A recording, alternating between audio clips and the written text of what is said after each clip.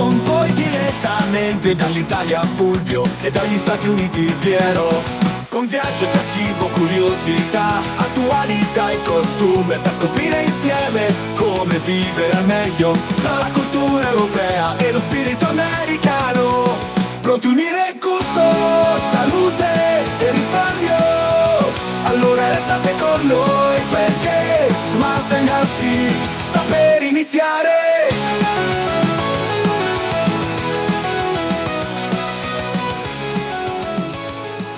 Ben ritrovati cari amici, questa è Smart & Healthy, come avete sentito dalla sigla. E caro Piero, buonasera, buongiorno per te, buongiorno, perché se buongiorno caro, sì. Stai in America è buongiorno, però insomma buona giornata, diciamo così. Grazie, facciamo così, sì dai, buona giornata, così perlomeno pigliamo tutto il tempo. Buona giornata, così almeno non scontentiamo nessuno, chi esatto. Chi si è alzato ora, chi si è alzato 6 ore fa, come il sottoscritto.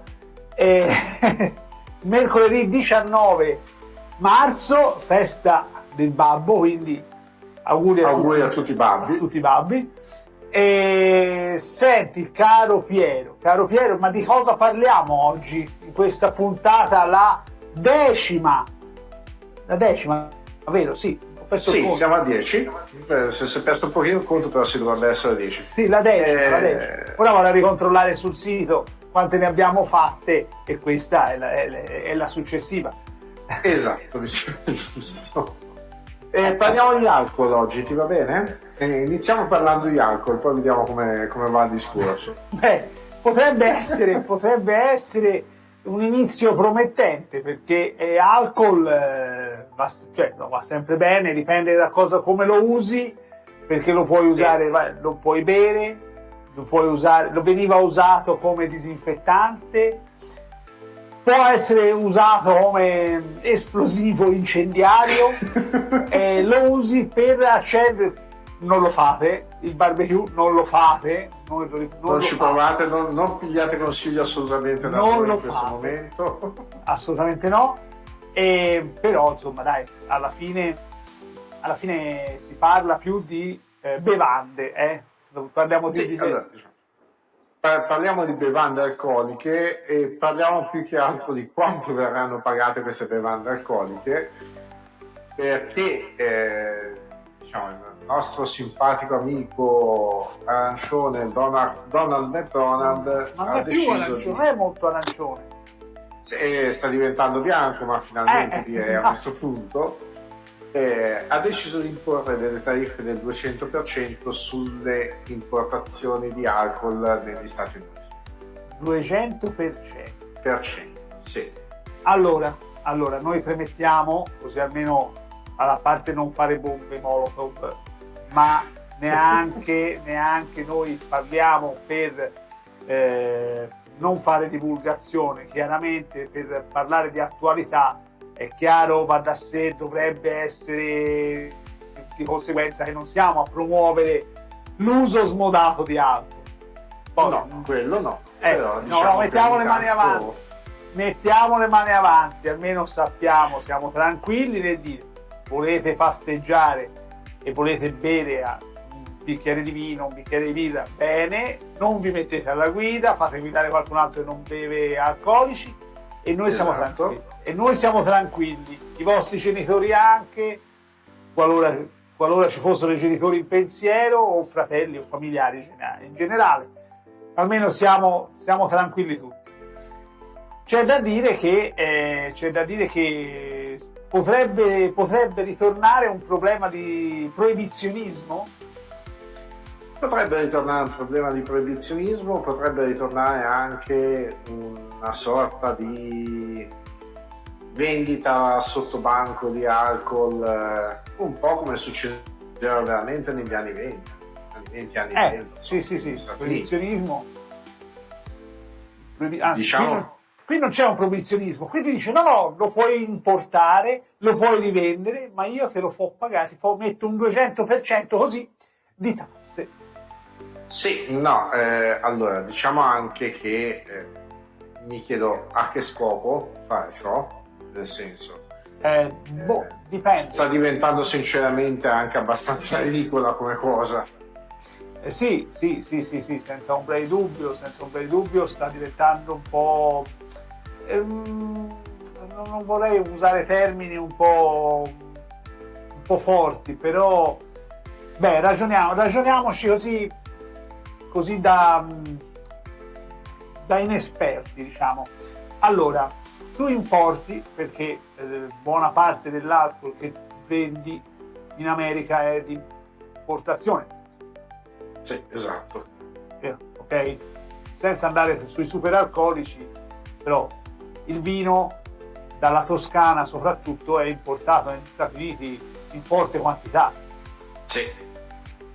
E posso confermare anche dal fatto che comunque c'è uno dei cugini di mia moglie che importa proprio i propri vini negli Stati Uniti. E quindi stiamo segando il lavoro del cugino di tua moglie. Tendenzialmente.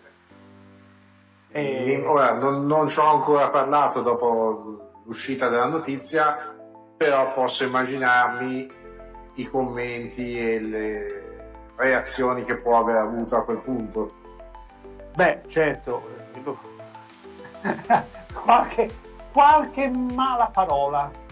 Qualche. Sì, mettiamola così, giusto qualche. Sì, non volevo essere troppo forte, anche se sto usando parole forti, però insomma. Non credo sarà l'unico a reagire in quella maniera, di sicuro. No, assolutamente. Come dicevo prima, mi chiedo che motivazione possa avere per fare una... No, appunto, ragioniamoci, cioè siamo qui per capire, cioè per cercare di dare una spiegazione, no? per capire, insomma, allora, come si diceva in uno dei primi episodi, posso capire il fatto di voler rendere la propria nazione il più indipendente possibile, ok? Sì, certo, certamente. Ci può stare. Sì,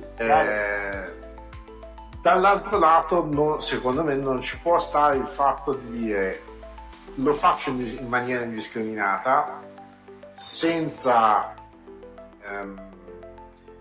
diciamo tenere conto di quelle che possono essere alleanze storiche, partnership commerciali e quant'altro, e soprattutto non lo faccio, almeno per come la vedo io, senza prima organizzare le cose, senza una strategia, ecco.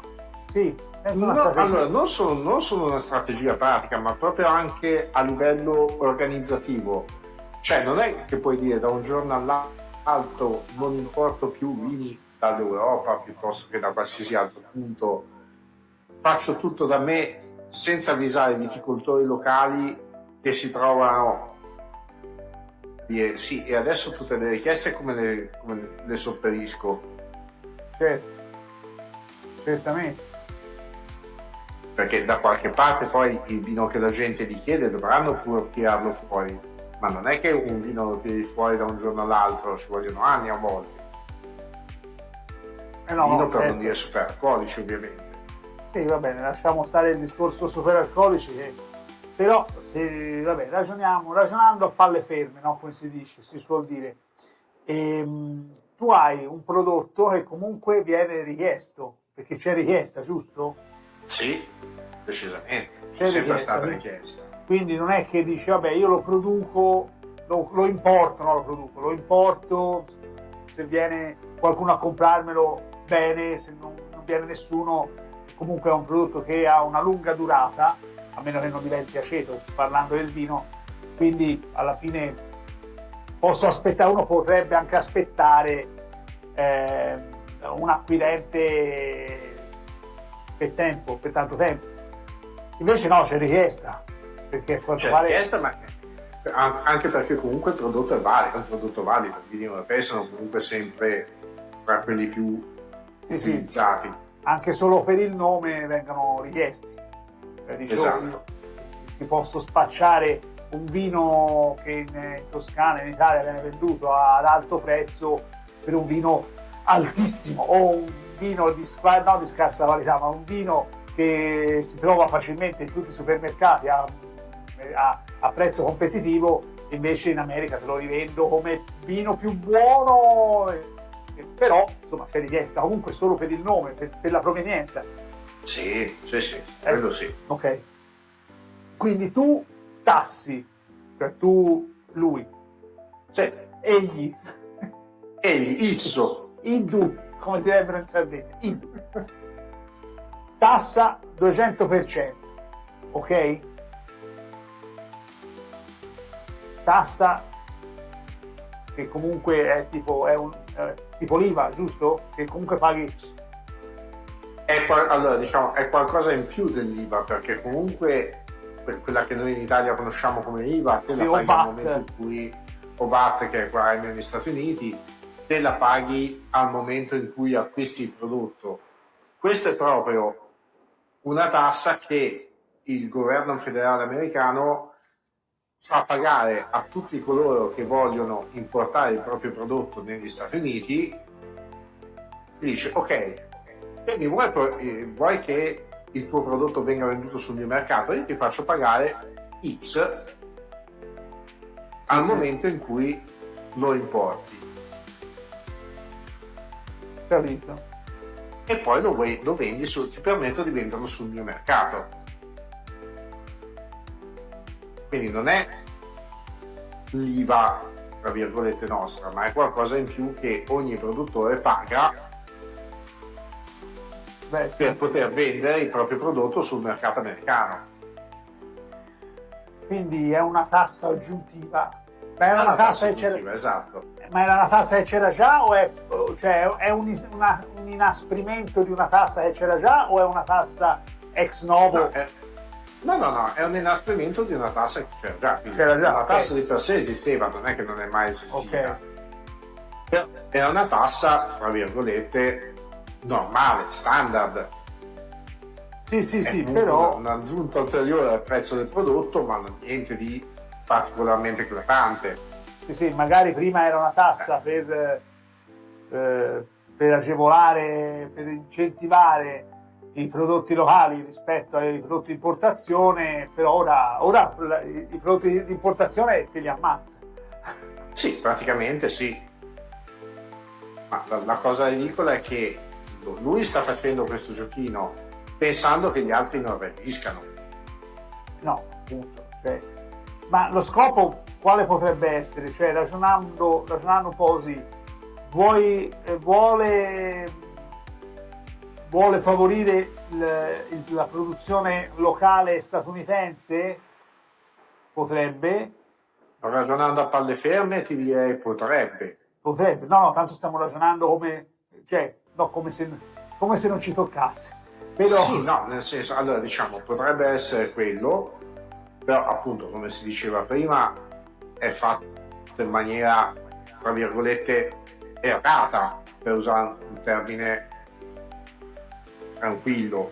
Sì, vabbè. E non dire qualcosa di peggio.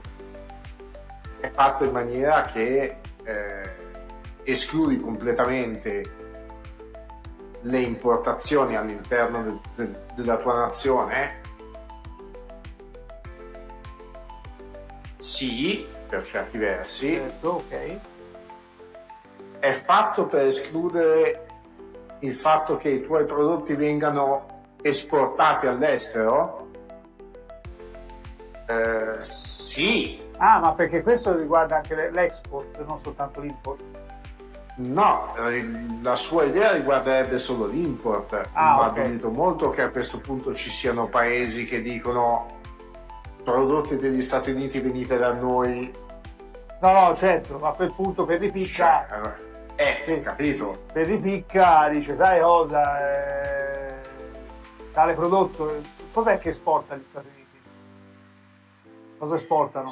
Stati Uniti esportano macchine di sicuro. Ok, è già quello. Però esportano, però se te pensi, vabbè, quello che non viene prodotto in Europa, perché quello che viene prodotto in Europa...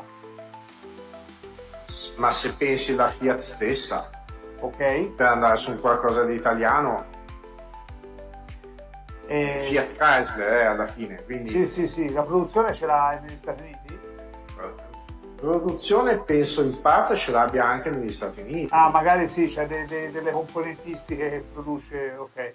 Sì, poi magari non è la Fiat in sé, ma ditte legate, ok, compartecipate, vabbè, sì, certo. Esatto. Apple stessa, anche quella. Sì. Ok, sì, la produzione ce l'ha negli Stati Uniti.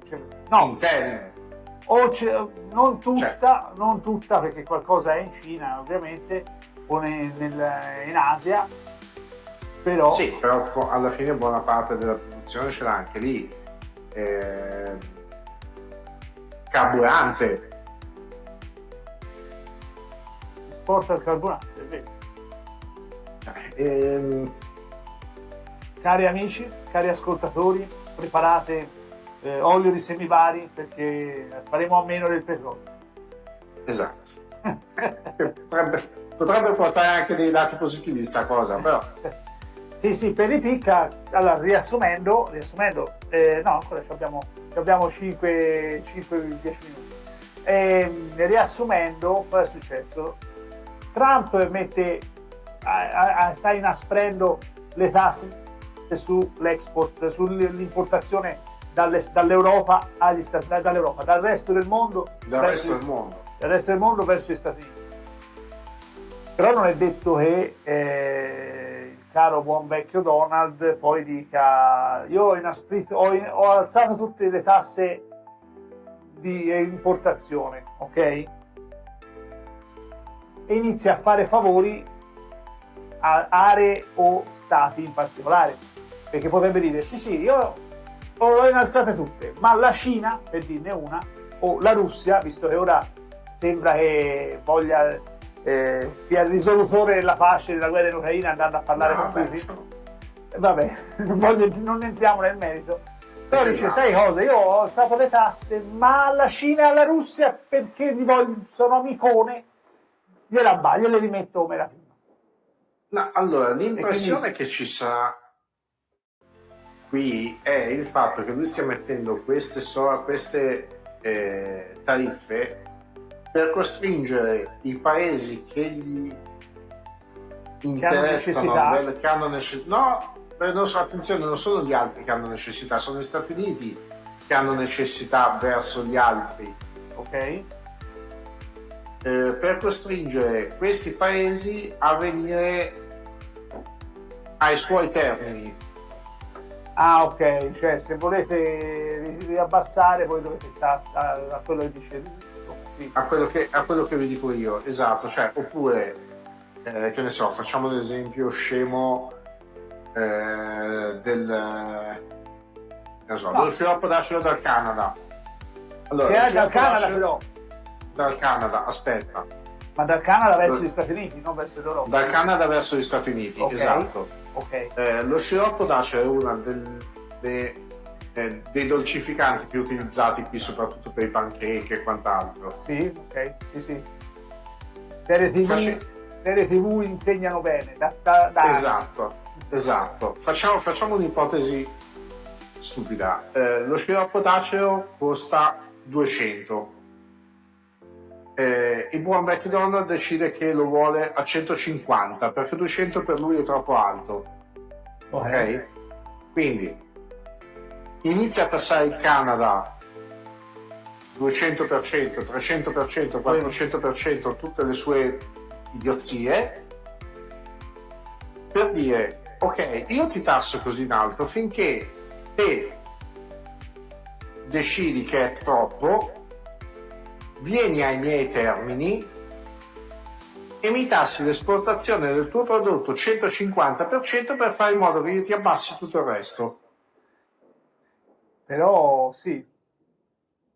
di contro non potrebbe dire il Canada: vabbè, io non esporto più elettricità? Sì, l'hanno già detto, perché il Canada esporta una parte di elettricità da loro, va per esempio verso gli Stati Uniti, quindi New York, non tutti ma buona parte. Sì, no, va bene, tanto per far capire geograficamente sono gli stati del nord che vanno a essere, esatto, che dovrebbero essere impattati. Quindi voglio dire, caro Trump, è un'arma a doppio taglio pazzesca, perché loro non esportano lo sciroppo d'acero, in questo esempio nostro, però ti dice guarda vabbè, ci hai tassato tutto, e se dobbiamo importare andiamo da qualcun altro, quindi verso l'Europa, perché Esatto, che è quello che stanno facendo effettivamente. verso l'Europa, e se c'è bisogno di esportare qualcos'altro cercheremo di esportare, andremo a battere altri mercati, perché non c'è soltanto quello degli Stati Uniti, e quindi si tira la zappa sui piedi. Tendenzialmente, ma come dicono qua, è fuck around and find out, e lui è nella parte del find out in questo momento, perché ovviamente sì, praticamente sì, perché insomma sì. Beh, un po' come allora l'esempio nostro di questa puntata di oggi dell'alcol, del vino, no?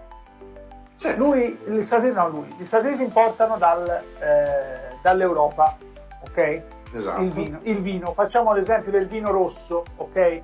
Dall'Italia. Bene, mette in ginocchio i viticoltori nostrani italiani, però da quel punto di vista allora cos'è che l'Italia importa dagli Stati Uniti? Come si diceva prima, l'esempio più eclatante è Apple. Va bene, allora faremo te stesso lo stai usando. No, d'accordo, benissimo, Sì, però sì. ce l'ho già, e tutto quello che è già stato importato è già sul territorio, quindi potrebbero dire a livello governativo va bene, noi non smettiamo di importare quello, vendiamo quello che è, per ripicca, vi vendiamo il vino annacquato, che ti devo dire? Sì, allora Sì, ci tassi il vino, bene, noi continuiamo a esportarlo, però te lo annacquiamo, quindi no, sto dicendo per assurdo, però a quel punto lì però ci perderebbero poi i viticoltori, non so, allora ci perdono comunque, quindi allora ci perdono comunque fino a un certo punto, secondo me, perché se sei un attimino furbo nel momento in cui vedi che questo alza le tariffe in questa maniera, la prima cosa che fai è dire ok, io mi cerco un altro mercato, mi importa una sete degli Stati Uniti, va bene. che poi è la maggior parte di quello che stanno facendo tutti, Sì, alla fine vabbè, sì. O alza i prezzi, va bene, me lo vendi, vabbè, io te lo rivendo a un prezzo maggiorato, perché magari il prezzo che facevo agli acquirenti statunitensi era 10 e ora lo rivendo a 40. esatto. A bottiglia, per dire, no? Quindi me lo tassi, bene, io ti pago le tasse, ma poi ci rimetti l'economia statunitense, perché devi pagare 4-5 volte di più, perché il prezzo al dettaglio è maggiorato del di conseguenza. N%, esatto. Quindi anche lì è un'arma doppia, è una zappa sui piedi pazzesca. È quello che non ha ancora capito effettivamente. Va bene, abbiamo in effetti. Non se ne sta minimamente rendendo conto. Ma tra l'altro ci sono anche amici qui negli Stati Uniti che stanno facendo scorte di alcol prima che vadano in vigore le tariffe effettive. Cose veramente allucinanti. Quindi Piero inizia a mettere su una vigna, te lo dico io. Potrebbe essere una buona idea. Perché se prendi il Brunello di High Point e sbanchi, perché poi lo facciamo uguale, il Brunello di High Point e il Chianti di Greensboro, sì, esatto, lo rivendiamo come vino rosso made in Tuscany, va bene, alla grande, decisamente, sì. Bene, detto questo siamo in pausa, caro Piero.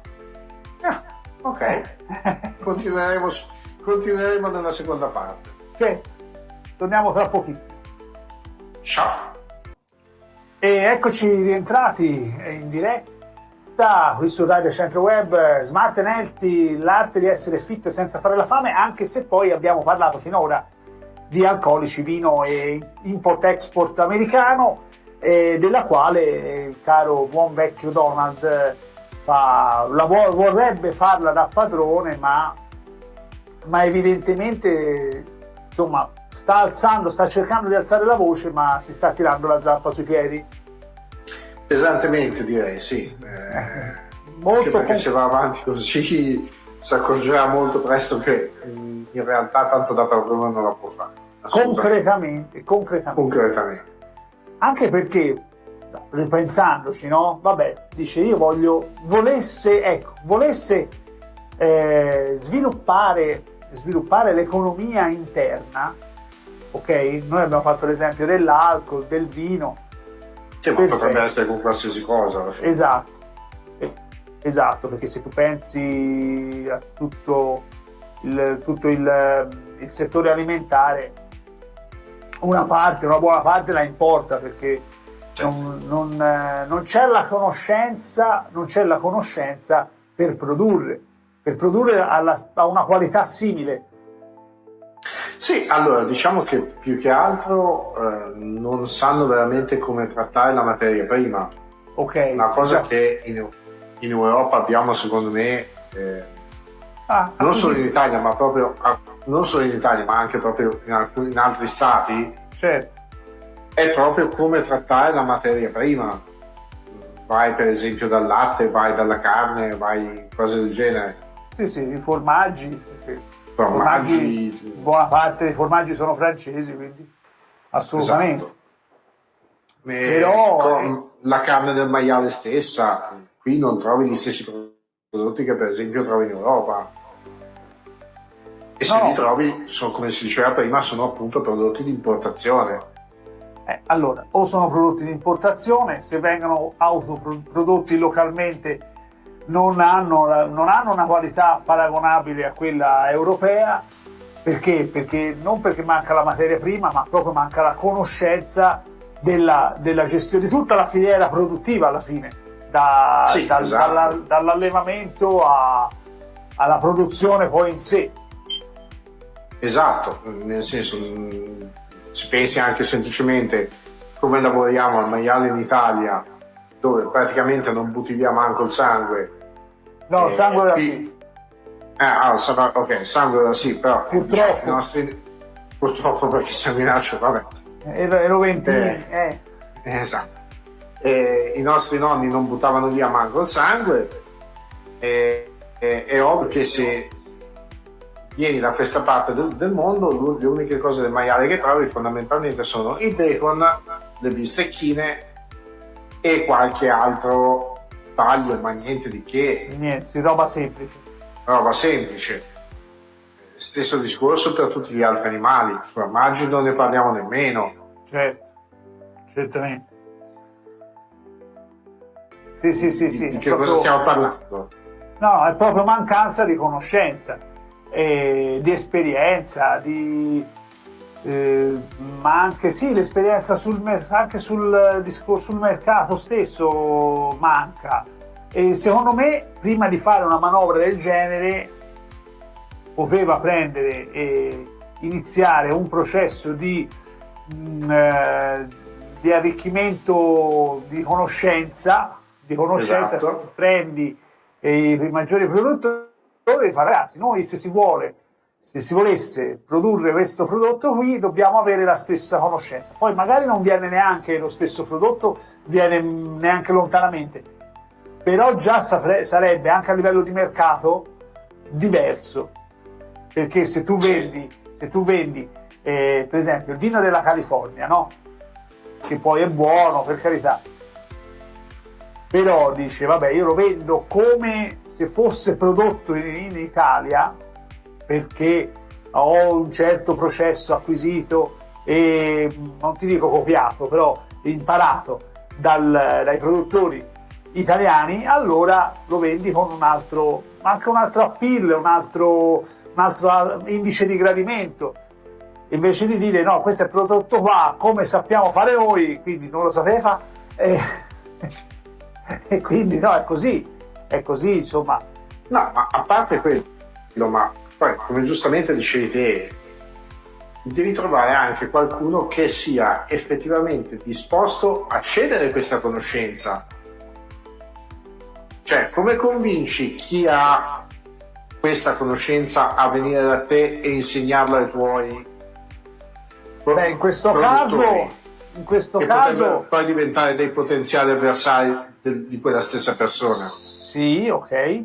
In questo caso potrebbe abbassando la tassazione sull'export, sull'import.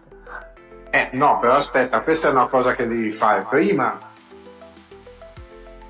perché ricordati che le tassazioni fanno sì di isolare gli Stati Uniti, quindi la gente non vuole più importare negli Stati Uniti. Cioè, Sì. è una cosa che devi fare prima. No, certo, sì, a livello di tempistiche sì.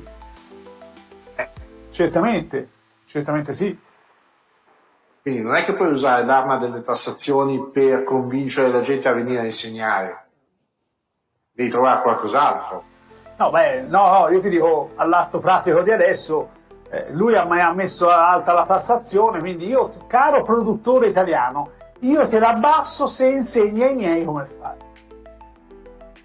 Caro Presidente degli Stati Uniti. Sì, poi la risposta è di conseguenza, che dice, oh, Ciccio, poteva essere al contrario, cioè, o mi insegni o ti metto la tassazione.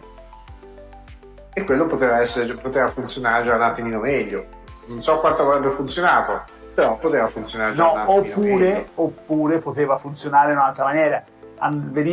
Mandava qualcuno in Italia, caro produttore italiano, mi vieni a produrre, ti pago io, perché tanto soldi gli Stati Uniti ce l'hanno, mi vieni a produrre negli Stati Uniti con un contratto che fosse stato vantaggioso per tutti e due, sia per gli Stati Uniti che per il produttore, e poi una volta imparato il processo, perché poi alla fine non è che sì, qualche dipendente se lo può portare all'Italia, ma buona parte dei dipendenti se li piglia in loco.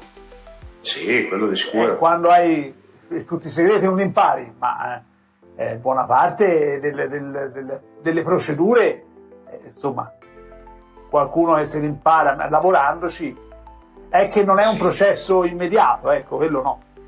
No, è un processo che, come si diceva prima, può durare anche alcuni anni. Sì. Nel senso, è così tanto easy la storia. Quindi è vero anche che, allora, diciamo, se avesse fatto una cosa del genere nei primi 4 anni in cui è stato in carica, quindi io metto i piedi avanti, Certo. inizio a creare le strutture, Sì. di modo che arrivando poi a questo momento sono già pronto. Certo. Una persona intelligente avrebbe fatto una cosa del genere. No, ma infatti avrebbe potuto sviluppare, anche senza darlo a vedere, no? Ma avrebbe potuto sviluppare un'economia, chiamiamola circolare, Sì. tra Europa e Stati Uniti, dicendo, caro, io ti do la sovvenzione per produrmelo qua, alle stesse condizioni, tra virgolette, perché poi bisognerebbe vedere, però grosso modo un posto che ha le stesse condizioni del Chianti uno lo trova negli Stati Uniti. Ma diciamo anche ti faccio un prezzo di favore sull'importazione, una cavolata qualsiasi. Sì. No, ma se lui avesse già nei 4 anni in cui fu presidente, prima, nel primo mandato, avesse detto, guardate, allora io voglio sviluppare qualcosa qui negli Stati Uniti, bene, non tasso niente, va bene, però mi porto e sviluppo e cerco di incentivare la produzione sul luogo, cioè negli Stati Uniti in quanto territorio, portandomi la conoscenza, portandomi 1, 2, 3 produttori, quanti sono, a lavorare sul territorio statunitense, in maniera tale da lasciare poi qualcosa, una struttura, un processo lavorativo, anche perché alla fine, cioè, ammesso che uno metta il brevetto, ma insomma uno ha i passaggi base e insomma coltivazione dell'uva, raccolta, cioè la spremitura, e fermentazione e imbottigliamento. Certo. E imbottigliamento, questi sono i passaggi principali molto, molto sommari. Ok? E posso capire i produttori possano mettere il brevetto, ma il capire il processo e insomma, alla fine insomma uno fa esperienza, si fa esperienza sul a furia di dai qualcosa che esatto. Sì. E sarebbe arrivato ora e dire guardate, allora io posso produrmi X e non ho bisogno più dell'import dall'Europa, in questo caso del vino, nel nostro esempio. Non è come quello toscano, ma ci posso stare. Ci posso stare, sì. Avrebbe avuto più senso, quantomeno. Sì. Invece così è una zappa boomerang sui piedi. Una zappa boomerang di nulla, anche perché ovviamente, come si diceva prima, gli altri paesi si stanno attrezzando per isolare ancora di più gli Stati Uniti, tralasciando le dichiarazioni che vengono fatte nelle varie conferenze stampa della Casa Bianca, e quelle trovano il tempo che trovano. Esatto, che lasciano il tempo che trovano. Però così cosa ottieni a questo punto? No, nulla, cioè l'effetto contrario. Esatto, esattamente l'effetto contrario. Cioè, ti isoli, è vero che fondamentalmente fai produrre le cose internamente, ma quelle cose che produci le produci e te le consumi, e quando c'hai il surplus sono cavoli tuoi. Perché non hai altro sistema per rivenderle. Anche perché, sì, non solo, anche perché quello che potresti esportare di ripicca. Ovviamente gli altri non te lo comprano. Non te lo comprano, anche perché, insomma, visto che la componentistica, soprattutto derivata per l'industria informatica, arriva tutta dall'Asia. Esatto. Né più né meno. Quindi, ma scusa, ma anche stai attento, non sai con chi ti stai mettendo contro. Ma anche un prodotto americano, visto che tanto si fa discutere, come Tesla, ok? Dice vabbè, io non importo più dagli Stati Uniti, tanto produco in Germania. Però la devi vendere. Esatto, la devi vendere, e diciamo che il buon Elon sta facendo di tutto per evitare che la gente gliene compri. Cioè, ora leggevo poco prima del collegamento, del nostro collegamento, un titolo del New York Times di domenica, di lunedì, scusa, in cui fondamentalmente anche alla base di Ariano era arrivata la famosa mail di Elon Musk in cui chiedeva le 5 cose che avevate fatto la settimana precedente, e anche lì le risposte sono state: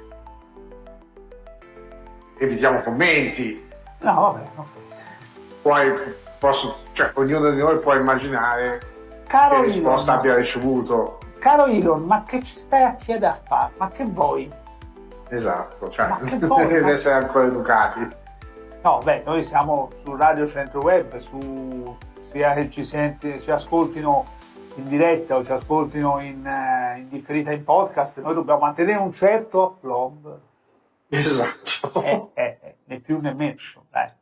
Nel senso, una delle cose che di sicuro prevengono la gente dal comprare Tesla.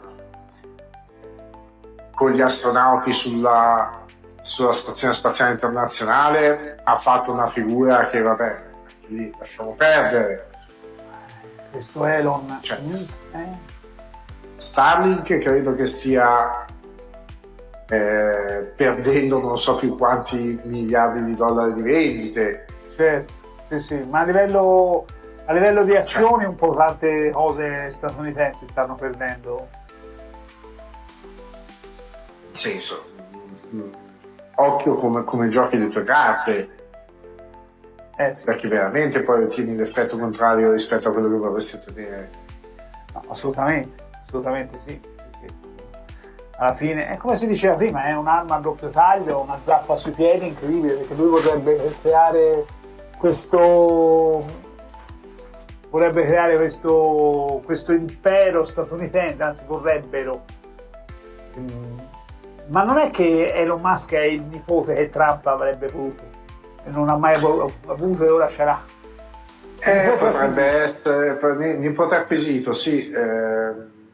Qui c'è tanta l'opinione che in realtà sia il figlio Elon segreto. Musk, il figlio segreto, sì, che sia Elon Musk che in realtà agisca come presidente degli Stati Uniti rispetto a Trump. Vedendo determinate cose non sarebbe nemmeno da escludere più di tanto.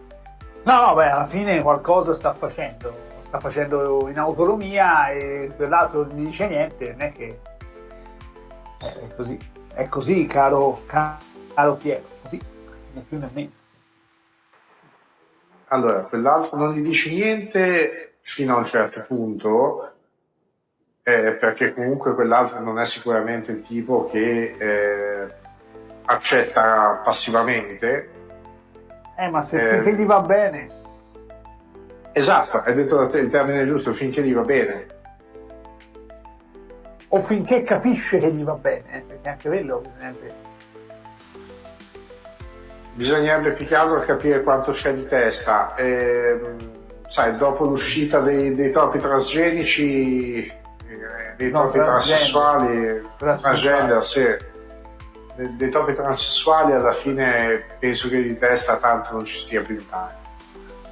Ma neanche il consiglio di amministrazione, i consiglieri sono molto. Va bene non contraddirlo, perché per carità la posizione lavorativa ha un valore.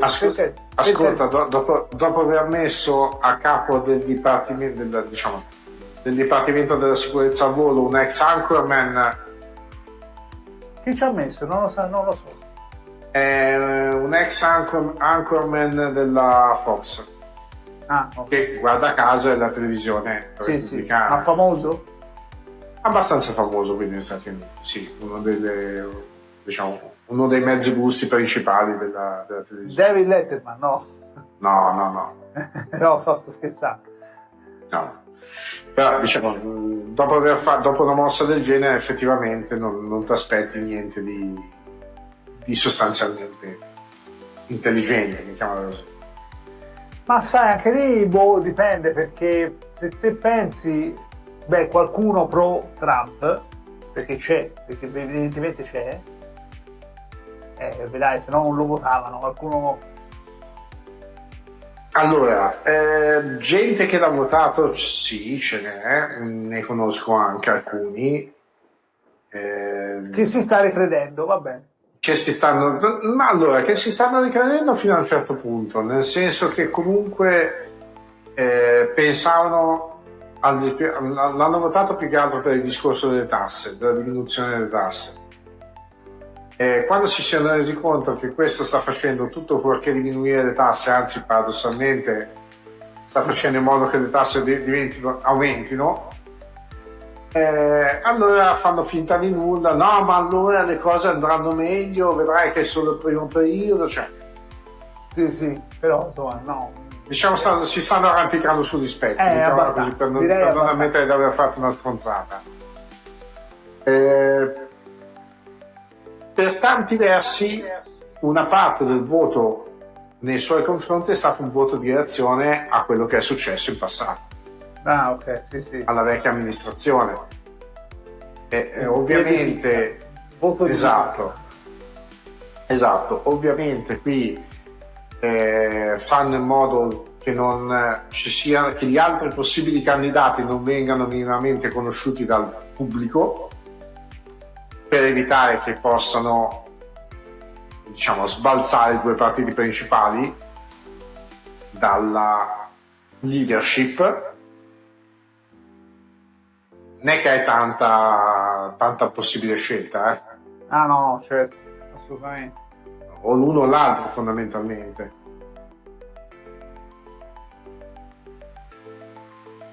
O l'uno o l'altro, certo, senz'altro, senza ombra di dubbio. Quello è. Sì, sì. Si starà a vedere il primo. Quanti mesi è? Siamo a marzo, 18 di marzo? No, 19. 19 marzo, giusto, sì, è vero. 19 marzo sono fondamentalmente 2 mesi e mezzo. Abbiamo ancora 3 anni e 3 anni 10 rotti. e 10 Sì, mesi appunto. più o meno. In cui può combinare danni a sfare. No, più che altro può tirare fuori. Va bene, noi abbiamo la trasmissione per 3 anni tranquillamente. Garantita, sì, no, per quello. Però insomma, vorremmo parlare anche di altra roba più tranquilla, ecco. No, infatti, diciamoci piacerebbe, nel senso, ogni tanto infiliamo dentro, come oggi, appunto, il discorso dei vini, piuttosto che... No, però vabbè, comincia a abbiamo diventare abbastanza... Certo, abbiamo parlato di cibo, di bevande in questo caso, quindi ci sta, va bene, e che poi la mettiamo sul piano dell'attualità e non è che possiamo fare molto altro che uniformarci, purtroppo. No, infatti, purtroppo al momento quella è l'unica cosa che si può fare. Cioè, diciamo, cercare di ragionare in maniera un attimino più a botte ferme e in maniera un attimino più obiettiva, ma alla fine poi quello è. Sì, sì. Alla fine purtroppo dobbiamo uniformarci a questo tipo di format, volenti o nolenti. È così, ragazzi. È così. Ahimè, è così. Ai loro... loro purtroppo in questo momento sono quelli che ci stanno guadagnando di più, però vabbè, guadagnando un po' loro. Però. Sappiate, caro popolo del web, che noi andremo avanti, avremo argomenti di cui parlare settimana dopo settimana. Tra Donald e Elon ce ne sarà di tutto di più, o qualcuno ci fa un mega regalone, cioè li fa fuori. Non si può dire radio, cioè li fa fuori anche politicamente, non è che li deve per forza fare fuori fisicamente, però sai, politicamente come possono far cadere il governo? Ora, a parte abbiamo pochi minuti, però diciamo la cosa più semplice sarebbe l'impeachment, un po' come avevamo fatto con Nixon. Se no infermità mentale? Visto il soggetto... Un'altra seria possibilità. Infermità mentale. Il problema è che fondamentalmente in quel caso andrebbe sul vicepresidente e sarebbe un attimino più complicata la storia. Perché è più tremendo? È più che altro è della stessa strizza, insomma. Non è che cambi molto. L'ideale sarebbe far cadere il governo e fare in modo che vada su qualcun altro, ma completamente proprio. Quindi se è un problema di salute va sul vicepresidente. Se è un problema di salute va su prima il vicepresidente e nel caso il vicepresidente non sia in grado è il portavoce del Senato, il terzo in ordine però il terzo di gerarchia. Dopo quello non ne mette in più, ne metta in più. In teoria ci sarebbe ancora il segretario di Stato. I 4 in ordine di importanza. Sì. Per portare avanti il paese non serve il problema. Bisogna far cadere il governo, se proprio. Cioè devono. Esatto. Devono far cadere il governo, se proprio. Sì, no. Noi non diamo questo tipo di idee, ma se qualcuno poi le sviluppa è responsabilità propria. No, a livello politico, sai, noi non è che non siamo meno di una goccia nell'oceano a livello politico. Esatto. A livello politico statunitense poi. Ancora meno, da quel punto di vista. Siamo le goccioline della condensa. Sì, no, poi come hanno ricordato ultimamente anche i francesi, se non ci fossero stati gli Stati Uniti in Europa si parlerebbe tedesco e si alzerebbe il braccio tutto il tempo. Lascia stare i francesi, che ho saputo che un parlamentare, non lo so, un ministro voleva la Statua della Libertà indietro. Sì, esatto, appunto, in quel caso gli è stato ricordato, guardate che se non ci fossero stati gli Stati Uniti...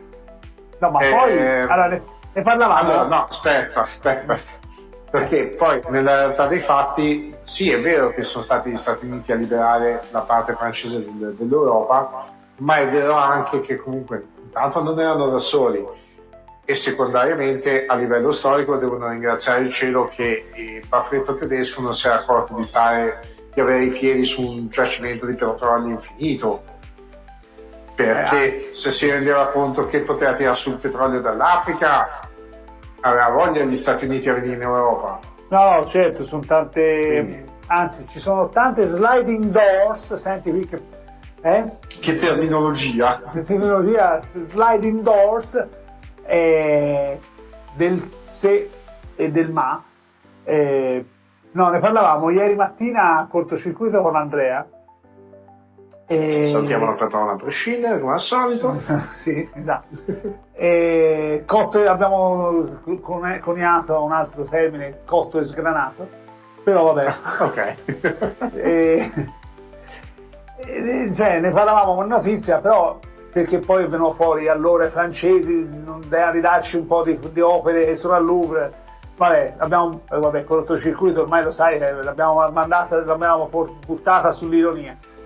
Ma la Statua della Libertà non è che se la sono presa, cioè non è che è stata una cosa, dice vabbè, gli Stati Uniti si sono presi la Statua della Libertà e allora la rivogliamo indietro. No, è stato un dono della Francia agli Stati Uniti. Sì. E si vogliono riprendersi un dono, un regalo? Sì. Cioè, è un'assurdità, A parte, vabbè, la vogliono mettere sul fatto della libertà, ma... Sì, ma non regge. Come il tempo a nostra disposizione. As usual, ormai. Esatto, non regge più il tempo a nostra disposizione. Abbiamo finito, caro Piero. Siamo arrivati in fondo anche a oggi, anche in questa settimana. E niente, quindi caro, sempre vi fu carissimo. Sempre caro vi fu questo termocolle. Quindi noi ci ritroviamo mercoledì prossimo. Mercoledì prossimo. Ci ritroviamo mercoledì prossimo.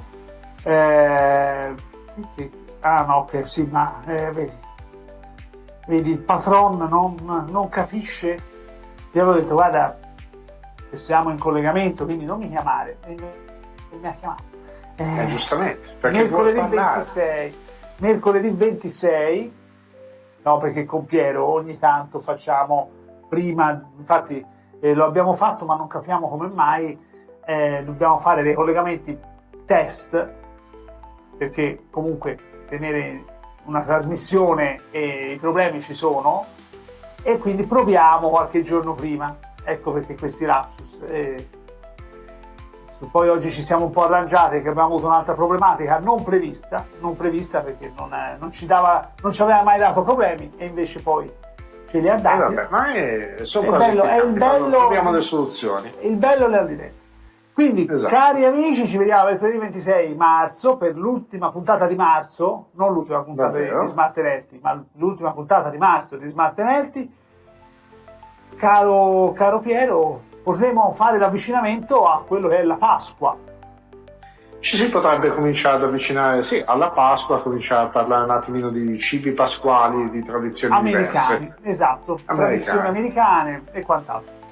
Cari amici, è stato un piacere, caro Piero, ci sentiamo e ci vediamo settimana prossima per un'altra puntata di Smart Healthy, l'arte di essere fit senza fare la fame. Ciao!